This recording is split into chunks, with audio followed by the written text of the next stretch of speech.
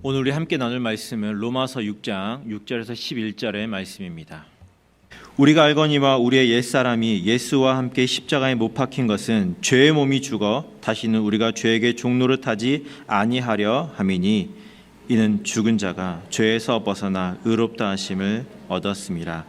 만일 우리가 그리스도와 함께 죽었으면 또한 그와 함께 살 줄을 믿노니 이는 그리스도께서 죽은 자 가운데서 살아나셨음에 다시 죽지 아니하고 사망이 다시 그를 주장하지 못할 줄을 알미로라. 그가 죽으심은 죄에 대하여 단번에 죽으심이요 그가 살아계심은 하나님께 대하여 살아계심이니 이와 같이 너희도 너희 자신을 죄에 대하여는 죽은 자요 그리스도 예수 안에서 하나님께 대하여는 살아있는 자로 여길지어다. 아멘. 할렐루야. 귀한 금요 찬양 예배에 나오신 여러분 한 분 한 분 주님의 이름으로 축복합니다. 오늘은 예수 그리스도와 함께 죽고 살기라는 제목으로 여러분과 함께 말씀을 나누려고 합니다. 성도님들이 가장 좋아하는 설교가 어떤 설교인지 여러분 혹시 아십니까? 축복의 설교를 좋아하고 또 뭔가 이렇게 지식적으로 충만하게 채워주는 그런 설교를 좋아할까요? 다 틀렸습니다. 제일 좋아하는 설교는 가장 짧은 설교를 좋아하신답니다. 짧은 설교를 그렇게 좋아하신대요. 그래서 여러분 제가 오늘 짧게 여러분과 이 시간 말씀을 나누겠습니다. 제가 막 설교를 준비를 하는데 좀 이렇게 길게 좀 이렇게 준비를 하려고 했는데 이상하게 오늘 본문을 계속 묵상할수록 설교가 짧게 되는 준비가 짧게 되더라고요. 그래서 짧게 여러분과 말씀을 나누기 위해서 준비했습니다. 사랑하는 여러분, 우리가 그리스도인으로 살아간다는 것, 거기 그리스도인으로 산다는 것 자체, 그 말에는 참 많은 것들이 내포되어 있습니다. 그리스도인으로 산다는 것. 먼저는 가장 중요한 구원과 영생, 그리고 천국에 대한 소망, 그리고 구원의 확신, 이런 영적인 것들이 그 안에 내포되어 있죠. 그리스도인이라는 말 속에. 그러나 동시에 그리스도인이라는 말 속에는 많은 우리가 해야 될 의무가 그 안에 담겨져 있습니다. 예를 들어서 예배해야 되고 기도해야 되고 또 말씀 가운데 나가야 되고 우리가 전도해야 되고 선교해야 되는 그러니까 여러 가지 우리의 의무들이 그 안에 내포되어 있죠. 그래서 우리가 그리스도인으로 살아가는 것에는 참 많은 그런 행동에 제한이 따르고 말에 제한이 따르고 또 우리가 살아가는 그 행동의 반경에도 제한이 따르게 되어 있습니다. 너무 과시해서도 안 되고 또 너무 초라해 보여서도 안 되는 너무 또 자신감만 넘치고 이렇게 보여도 안 되고 굉장히 이런 어떠한 태도나 이런 부분에 있어서 제한이 많이 따릅니다. 그렇기 때문에 우리가 그리스도인으로 산다라는 것에는 우리가 우리의 행동을 늘 점검하고 조심하고 자신을 돌아보는 이 일들을 게을리할 수가 없는 것이 바로 그리스도인의 삶입니다. 그래서 때로 우리가 그리스도인을 산다라는 것이 참 영광스러운 일이기도 하지만 또 반면에 무척이나 귀찮고 어렵고 힘든 삶이 그리스도인의 삶이죠. 여러분 이 자리에 나오기까지 여러분 내적으로 얼마나 싸움이 있으셨을 거라고 저는 생각이 돼요. 금요일 날 일주일에 정말 회사 생활하면서 지치는데 금요일 날 가서 좀 쉬고 싶고 또 놀러 가고 싶고 가족들이랑 그 모든 것들을 다 포기하고 이 자리에 나온 것만으로도 여러분 참 대단하신 것 같습니다. 그렇기 때문에 여러분 그리스도인을 산다는 것 정말 쉽지 않은 일이죠. 그런데 우리가 교회를 이렇게 섬기고 봉사하고 예배를 비롯한 여러 가지 신앙적인 활동들을 하는 것보다 훨씬 더 근본적으로 그리스도인으로 사는 것이 어려운 부분이 있으니 바로 그것은 죄의 문제입니다. 다른 말로 하면 죄를 짓지 않는 것, 죄를 짓지 않고 살아가는 것, 이게 참 쉽지 않다라는 것이죠. 그리스도인이라면 단순히 착하게 사는 문제가 아니라 바로 죄와의 결별을 하고 살아가야 된다는 것입니다. 그것이 바로 오늘 본문이 지적하는 문제 아닙니까? 그리스도인은 죄에 대하여 죽었다라고 단언하고 있습니다. 우리에게. 죄와는 상관없는 사람이라고 우리에게 단언하고 있어요. 그런데 우리 실제 삶을 들어가 보면 이 죄와 죽었다라고 말하는 이 단언하는 것과 정말 괴리 있는 삶을 살지 않습니까? 그래서 우리가 이런 질문이 생기는 거죠. 아니, 죄에 대해서 죽었다면 더 이상 죄와 관계가 없고 죄를 짓지 않는 게 당연할 텐데 왜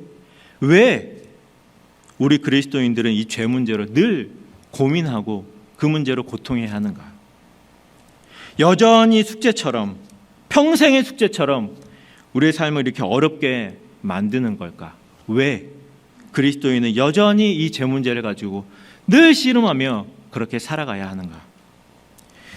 그래서 오늘 본문에서 말씀하고 있는 이 죄에 대하여 죽고 하나님께 대하여 살았다라고 하는 이 복음의 메시지가 가지고 있는 의미를 이 시간, 짧은 시간 함께 여러분과 함께 살펴봄으로써 그리스도인으로 살아가는 우리가 죄의 문제를 어떻게 해결할 수 있을지 한번 생각해 보기를 원합니다.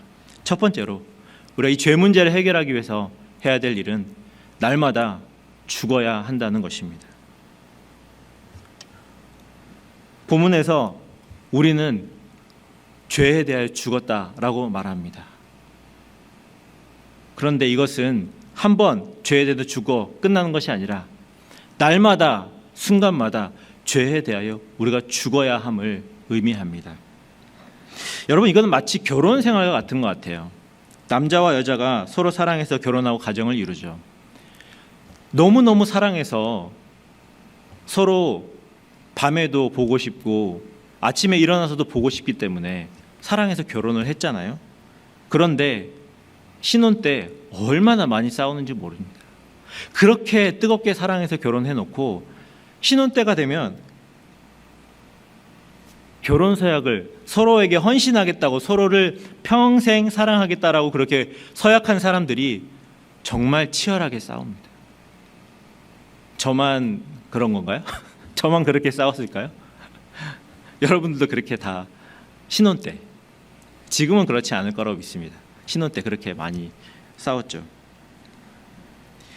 왜 그렇습니까? 왜 이렇게 서로 그렇게 죽지 못해 사랑했던 그 남녀가 결혼을 하고 왜 이렇게 많이 싸울까요? 그것은 결혼 전에 자신들이 가지고 있던 그 삶의 방식들을 내려놓지 않고 버리지 않았기 때문에 그런 것입니다. 결혼 전에 결혼을 했으니까 결혼 전에 가지고 있던 자신의 삶의 방식을 내려놓고, 그 관점들을 내려놓고 새로운 방식으로 살아야 되는데 전에 살던 방식을 그대로 결혼 생활에 가지고 오니까 서로 충돌이 일어나고 싸울 수밖에 없는 것이죠. 그래서 이혼하는 사람들 대부분의 핑계 들어보면 성격 차이라고 합니다. 성격 차이. 아니, 결혼했는데 성격 차이가 나는 게 당연하죠. 20년 이상을 서로 따로 살다가 같이 사는데 성격 차이가 나는 건 당연한 거 아닙니까? 그런데 그게 핑계라는 거예요. 이혼의 핑계. 서로 자라온 가정의 환경과 교육의 환경, 사회적인 환경이 각각 다른 사람들이 서로 자신이 맞다고 우기고 내 삶의 방식이 맞다고 우기다 보니까 당연히 싸우게 되는 것이죠. 그래서 서로가 서로를 이해하기보다, 서로를 자신을 먼저 낮추기보다 상대방이 먼저 낮추기 원하고 상대방이 먼저 죽어주기를 원하니까 싸움이 되고 갈등이 되고 어려움이 되는 것이죠. 그런데 여러분, 이 부부라는 것은 완전히 새로운 관계로 전환되는 것을 의미합니다. 사람들이 이걸 모른다는 것이죠. 단순히 여자친구, 남자친구의 그런 얄팍한 관계가 아니라 서로 그냥 좋을 때, 내 상태가 좋을 때만 보고 내 상태가 좋지 않으면 보여주기 싫은 것들은 보여주지 않아도 되는 그런 관계가 아니라, 부부는 항상 서로 모든 것을, 자신의 장단점을 다 오픈해야 되는 게 부부인데, 그래서 아침에 일어나서 머리가 까치집이 된 그 부시시한 모습을 아내에게 보여주어야 되고, 아내는 아내대로 화장을 다 지운 민낯도 남편에게 보여줘야 되는 게 바로 이 부부 관계 아닙니까? 그런데 이거를 서로 받아들이지 않으면 부부로 살 수 없는 거죠. 서로의 장단점이 다 오픈이 되는 것을 인정해주고 그것을 나의 삶의 방식을 죽이고 상대방을 인정하지 않으면 부부로서 살 수가 없는 것입니다. 제가 얼마 전에 이런 말씀을 들은 적이 있어요. 예수님께서 가나의 혼인잔치에서 행하신 기적이 무엇이죠? 물로 포도주를 만드신 기적이죠. 그냥 생수, 이 물을 포도주로 바꾸어 주신 것입니다. 그러니까 완전히 다른 물질, 화학적으로 완전히 다른 물질로 변화시켜 주신 거예요. 물에다가 포도주 원액을 넣어서 희석시키는 그런 차원이 아니라 물이 알코올이 되는 것, 물이 술이 되는 그런 변화가, 그 기적이 일어났던 것이죠. 결혼이라는 것이 바로 이렇다는 거예요. 남자와 여자가 만나서 이전과 전혀 다른 사람으로, 전혀 다른 관계 속으로 들어가는 것과 같은 것, 마치 물이 포도주로 변하는 것 같은 그 기적과 같은 관계가 바로 이 부부 관계라는 것입니다.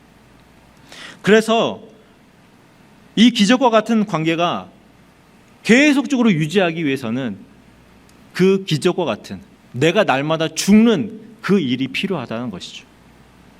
날마다 자신을 비우고 나 자신을 죽여야만 이 결혼 생활이 가능하다는 것입니다.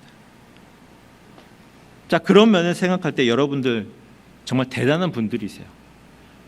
몇 년이 아니라 몇십 년을 지금 이 결혼 관계를 유지해 오셨다는 것 자체가 기적이라고 생각이 됩니다. 사랑하는 여러분, 신랑 되신 예수님은 우리를 위해서 이미 십자가에서 죽으셨습니다. 그렇다면 신부된, 하나님과 결혼한 이 신부된 우리가 이 예수님과의 관계 속에서 참된 기쁨과 평안을 누리기 위해서, 이 관계를 유지하기 위해서 나 자신을 죽이는 것은 당연한 일일 것입니다. 만약 내가 죽지 않으면 우리는 예수님과의 관계가 불편할 수밖에 없어요. 이 관계가 불편한 거예요. 그러므로 사랑하는 여러분, 날마다 자신을 우리는 죽여야 됩니다. 이 죄의 유혹, 이 죄의 관성으로부터 벗어나는 것은, 자유롭게 되는 것은 나를 죽일 때 가능한 것임을 여러분 인정하시고, 그래서 날마다 나를 죽이는, 그래서 이 죄의 문제 속에서, 이 굴레에서 벗어나는 여러분과 저와 모두가 될 수 있기를 주님의 이름으로 축원합니다. 자, 여러분, 죄의 문제를 해결하는, 그리스도인으로서 이 죄의 문제를 해결하는 두 번째 방법은 오늘의 바로 제가 하고 싶은 말인데, 그리스도와 함께 죽고 살아야 한다는 것입니다. 그리스도와 함께 죽고 사는 것. 여기서 강조점은 함께입니다. 함께. 그리스도와 함께. 여러분, 이 함께라는 단어가 얼마나 놀랍고 능력 있는 단어인지 아십니까? 우리는 내 힘으로 죄에 대해서 죽으려고 애쓰고 또 하나님께 대하여 살려고 애를 씁니다. 내 힘으로 한번 해보려고. 그런데 여러분, 내 힘으로 한번 죽어보려고, 내 힘으로 살아보려고 한번 시도해 보십시오. 그 시도를 하는 순간, 아, 이게 불가능한 일이구나 라는 것을 금방 알 수가 있습니다. 내 힘으로는 죽을 수도 없고 내 힘으로는 살 수도 없는 거죠. 왜냐하면 진짜 능력은 예수님과 함께 할 때만 나타나기 때문에 그렇습니다. 여러분께 한 가지 여쭤보겠습니다. 여러분 언제 예수님과 함께 시간을 한번 보내보셨습니까? 좀 다르게 여쭤보죠. 예수님과 함께하는 그 행복을 누리신 것이 언제쯤이었습니까? 저는 개인적으로 주님과 함께하는 그 달콤하고 행복한 시간이 있었어요. 언제였냐면, 제가 기억을 더듬어 보니까 바로 그 신학을 공부하던 그 신대원 시절에, 그 시절에 참 예수님과 달콤하고 행복한 그 교제 시간을 나눴던 기억이 납니다. 공부를 하다가 이렇게 좀 힘이 들고 어려우면 시간을 내서 1시간 정도의 신대원 안에 있는 작은 기도 초소가 있었는데, 거기에 가서 말씀을 묵상하고 기도를 하곤 했어요.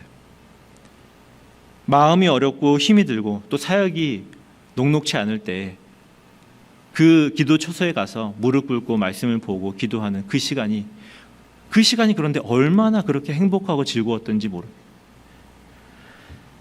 말씀을 읽어 내려가면 그 하나님의 비밀할 일들이 하나하나 깨달아지고, 또 기도하고 엎드리면 하나님의 마음이 저의 마음에 닿아서 그 마음을 내가 깨달아서 뜨거운 눈물을 흘리면서 기도했던 그 시간들이 얼마나 소중했던 그 기억이 저에게 있습니다. 여러분, 무엇이 우리에게 능력입니까? 우리에게 어떤 것이 능력입니까? 우리가 막 우리 힘으로 뭔가 대단한 일을 하고 우리가 살아보겠다고, 한번 부흥을 일으켜보겠다고 막 발로 뛰고, 그것이 능력입니까? 사랑하는 여러분, 우리가 주님과 함께 그 시간을 보내지 않으면 그 능력은 우리에게 나타날 수가 없습니다.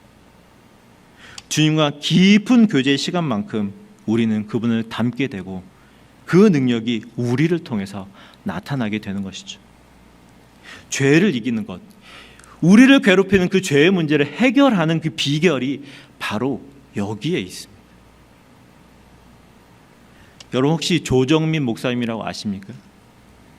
오랫동안 언론인으로 몸을 담고 그 언론계에 살다가 회심하여서 목사님이 되시고 지금은 그 서울에 있는 베이직 교회라는 교회를 개척하셔서 지금까지 담임하시는 그 목사님이세요. 얼마 전에 이 남가주에도 다녀가셨는데 이 목사님께서 이런 말씀을 하시는 것을 제가 들은 적이 있습니다. 같이 놀지도 못하면서 무슨 사역을 해? 같이 놀지도 못하면서 무슨 사역을 하냐? 이런 말씀을 하시는 얘기를 제가 들은 적이 있어요. 여러분, 일리 있는 말 아닙니까? 함께 시간을 보내지도 못하는데 무슨 하나님의 사역과 하나님 일을 하냐는 것입니다. 사랑하는 여러분, 우리가 사역하는 건 굉장히 중요하죠.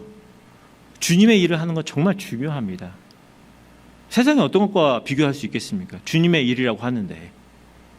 그러나 그것보다 먼저 해야 될 일이 있는데 그것은 바로 주님과의 깊은 교제, 그분과 함께하는 그 시간, 그것이 우리에게 필요한 것이죠. 그것이 없으면 아무리 대단한 사역을 할지라도 그 사역의 결과가 오히려 우리에게 올무가 되는 것들을 보게 됩니다.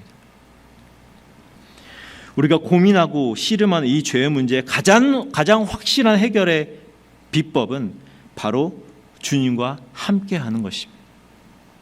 나 혼자서 씨름하는 것이 아니라 주님과 함께 씨름하는 것입니다. 주님과 함께라면 여러분, 우리가 못할 일이 무엇이 있겠습니까? 어떠한 산도 우리는 넘어갈 수 있는 것이죠. 죄를 이기는 능력이 바로 거기서 나오는 것입니다. 사랑하는 여러분, 주님과 함께 하시기 바랍니다. 주님과 함께하는 시간을 매일매일 여러분 삶 속에서 따로 떼어서 가능하시다면 규칙적으로 그 시간들을 보내실 수 있기를 바랍니다. 그러면 거기서부터 우리를 괴롭게 하는 이 죄를 이기고 승리할 수 있는 모든 힘과 능력을 공급받아서 이 땅을 넉넉하게 승리하는 여러분과 제가 될 수 있기를 주님의 이름으로 축원합니다. 설교가 짧다고 했죠? 말씀을 맺겠습니다. 사랑하는 여러분, 제가 오늘 이 말씀을 준비하다가 찬양이 하나가 생각이 났어요. 온 마음 다해라는 찬양입니다. 우리 찬양의 가사를 한번 띄워주시죠. 찬양의 가사가 이렇습니다. 주님과 함께하는 이 고요한 시간, 주님의 보좌 앞에 내 마음을 쏟네. 모든 것 아시는 주님께 감출 것 없네. 내 마음과 정성 다해 주 바라나이다. 온 마음 다해 주 사랑합니다. 온 마음 다해 주 알기 원하네. 내 모든 삶 당신 것이니 주만 섬기리 온 마음 다해. 오늘 말씀이 이 찬양 안에 다 담겨져 있는 것 같아요. 우리가 이 땅에서 그리스도인으로서 정말 치열하게 살아가죠. 그리스도인이라는 말, 여러분 어느 교회 다닌다, 나 그리스도인이다, 나 권사다, 집사다, 장로다 라고 말을 하면 곧바로 어떤 일들이 우리에게 다가옵니까? 핍박이 있어요. 어려움이 있어요. 사람들이 그리스도인이라는 거 알고 오히려 우리의 그 그리스도인한, 그래서 함부로 하지 못하는 것 때문에 우리를 이용하기 쉬운 사람이라는 그런 생각들을 정말 하기도 합니다. 녹록치가 않아요. 그리스도인이기 때문에 받는 불이익을 우리가 감수해야 합니다. 사람들의 시선도 감수해야 되고요. 그런데 거기에 더해서 우리는 죄짓지 않기 위해서 깊이 고민하고 우리의 중심을 지키기 위해서 정말 애를 써야 되는 그런 이 세상의 풍파입니다. 그런데 우리가 그렇게 할 수 있는, 그렇게 그리스도인을 살아갈 수 있는 힘과 능력, 어디서부터 출발해야 될까요? 바로 주님과 함께 할 때, 나를 죽이고 주님과 함께 할 때, 거기서부터 모든 능력과 힘이 공급이 되는 줄 믿습니다. 여러분, 왜 이렇게 지쳐 계십니까? 왜 이렇게 낙심해 계십니까? 왜 이렇게 무기력하게 계십니까? 다시 주님과 함께하는 자리로 나아갈 수 있기를 바랍니다. 그래서 당당하게 정말 그리스도인으로서 힘차게 이 땅에서 승리하며 살아가는 저와 여러분 모두가 될 수 있기를 주님의 이름으로 축원합니다. 이것이